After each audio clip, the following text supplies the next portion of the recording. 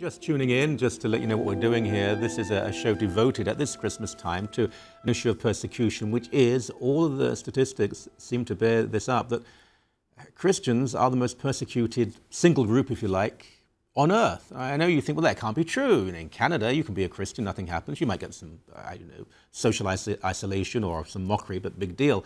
Yes, in many parts of the world, the Islamic world, the communist world, it can be very, very difficult to be a Christian. Difficult, my golly, that sounds so weak. You could be killed, your family could be killed. It happens on a regular basis. Chantal Desloges is a Canadian immigration lawyer. Welcome to you. Thank you. Now, you deal not exclusively with Christians, but all sorts of people, particularly religious minorities, who need to leave a country and come to Canada. I think many people will be surprised. You deal with a lot of Christians. Yes. In fact, persecuted Christians is one of the biggest persecuted groups that I deal with. Really? Even more than Jewish groups, even more than minority Muslim groups, Christians are on the top of the list. And which countries? Well, Egypt is a really big one right now, increasing in frequency. In the past, I've done a lot from Pakistan as well. Muslim countries, people who are converted, communist countries like China. Really? Mm-hmm. And what are their stories? I mean, is it that they want, forgive me if it sounds rude, do they want a better life? Or are they just saying, I want life, I want to be able to live and practice and worship and not be terrified every day I'm going to be killed? Yeah, well, the interesting thing is, in the case of Egypt, for example, a lot of the Christians in Egypt are actually quite wealthy. So economically, they don't have any reason to leave that country if they weren't really afraid for their lives. And increasingly, what I'm seeing is these are not people who are activists in any way. They are just average Christians trying to go through their everyday life. And for whatever reason, they've come across an Islamic fundamentalist who has taken a dislike to them, and then it starts from there. Pakistan, of course, is very different. I mean, you're right, in Egypt, in much of the Middle East, Christians have done very well in terms of business and so on.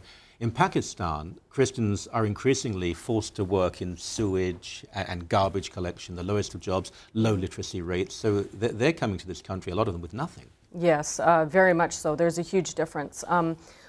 I've actually traveled to Pakistan a few times in the past, and one of the things that shocked me to the core was that they have this, this noun that they use for Christians actually translates into the word sweeper. So they refer to them in a very derogatory way, and they're the lowest common denominator of society.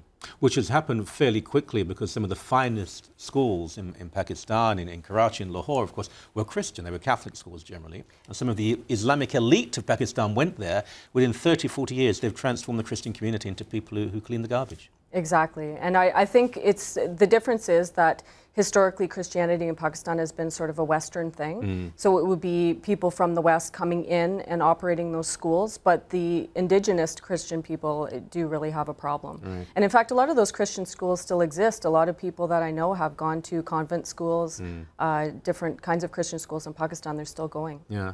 Now, what is the reaction, the response from the authorities here? Do they understand the genuine predicament of Christians? Are they willing to let people into the country? They're starting to. A few years ago, it was a really big problem. When you went in front of the refugee board, you would have a really hard time describing how, for example, a country like Egypt is persecuting Christians, because to them, they could see on paper it was a secular government. You know, it was managed under Mubarak, and it wasn't so obvious on paper. But now, more and more, you're starting to see a tide turning at the refugee board. That's good to hear, because you never know if they're genuine, but I've heard a few stories of politics being involved and people actually opposing Christian immigrants because it would give the Islamic world a bad name. I wouldn't give the name that I was sent, but any of that? Well, in the past, I think there was some of that. I mean, I'm not the type of person who looks for bias under every rock, but there were a few cases at the refugee board where I distinctly got the idea that the board member was maybe hostile to the Christian faith in general. Are you allowed to do anything about that? If you do really think it's there, can you appeal? Can you go to a higher authority? Yeah, refugee decisions are, they go on review to the Federal Court of Canada, where you get an actual judge, a real judge, who will look at the case and review it for error. But the jurisdiction of the federal court is a little bit limited. You can't appeal on every ground. It's only a review, not an appeal. Right.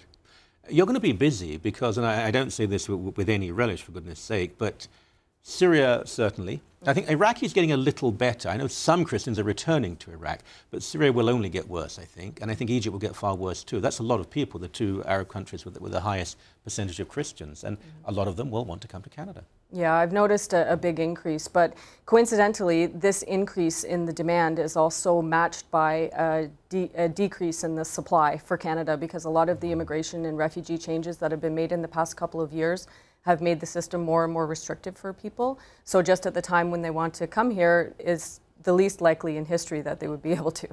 You know, I have to say this. Some of the people who've been welcomed into this country, and you think, how on earth? I don't expect you to comment on this, but I think, how on earth did you get here? You know, it's not only do you have nothing to contribute, you will contribute nothing. You don't care.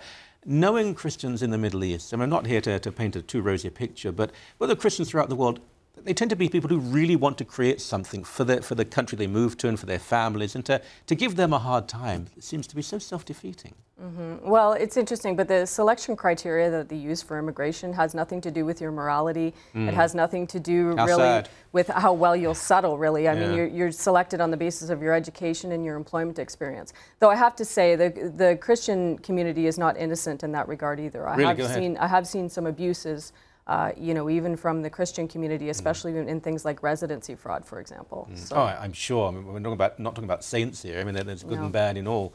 I suppose it's going to be, an interesting next year or two for you. I mean, can I ask you, why did you get into this area? Of all the law you could practice, of all the immigration law you could practice, did they choose you? I didn't get into it, it got into me. Yeah. It started out when I was a volunteer, back when I was a law student, and I started helping people with their immigration cases. Back then you didn't need to be licensed for that. Right. And I just loved it, the compassionate nature of the work and the type of people that you got to meet. It was just amazing. And were you, so I know nothing of your background, forgive me, but were you surprised that so many Christian cases were coming forward? Yes, and in fact, it's been building over the course of my career. I mean, I started to notice it around 2002. Where all of a sudden, for whatever reason, those cases just started coming across my desk. And every year after that, it's been increasing in frequency. And I've never been able to put my finger on why, but it just seems to be that way. Well, thank you for the work you do, and Merry Christmas too.